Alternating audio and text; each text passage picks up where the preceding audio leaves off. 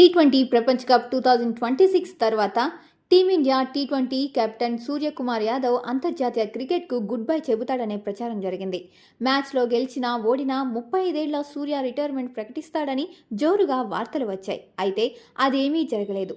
జైషా చేతుల మీదుగా సూర్యకుమార్ యాదవ్ టీ20 ప్రపంచ కప్ టైటిల్ అందుకున్నాడు. మ్యాచ్ అనంతరం అతడు మాట్లాడుతూ తన తర్వాతి టార్గెట్ ఏంటో చెప్పాడు.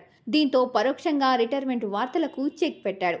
మ్యాచ్ తర్వాత సూర్యకుమార్ యాదవ్ మాట్లాడుతూ మా తదుపరి లక్ష్యం ఒలింపిక్స్ స్వర్ణం.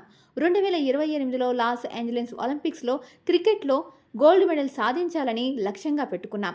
అదే ఏడాది టీ20 ప్రపంచ కప్ 2028 కూడా జరగనుంది. అందులోనూ సత్తా చాటుతామని సూర్యకుమార్ యాదవ్ తన మనసులోని మాటను బయటపెట్టాడు. తన కామెంట్స్తో రిటైర్మెంట్ పుకార్లకు చెక్ పెట్టాడు సూర్య. తాను మరో 2 ఏళ్ల పాటు భారత జట్టు తరపున ఆడతానని చెప్పకనే చెప్పాడు. ఇక లాస్ ఏంజలీస్ 2028 ఒలింపిక్స్ ద్వారా సుమారు 128 ఏళ్ల విరామం తర్వాత ఒలింపిక్స్లోకి క్రికెట్ అడుగుపెట్టనుంది. 2028 లాస్ ఏంజలీస్ ఒలింపిక్స్లో క్రికెట్ సంబంధించిన షెడ్యూల్ ఇప్పటికే విడుదలైంది. 2028 ఒలింపిక్స్ అమెరికాలోని లాస్ ఏంజలీస్లో జరగనుంది. క్రికెట్ పోటీలు 2028 జూలై 12 నుంచి అంటే ఒలింపిక్స్ ప్రారంభానికి 2 రోజుల ముందు నుంచి ప్రారంభం కానున్నాయి. ఈ పోటీలు జూలై 29న ముగియనున్నాయి.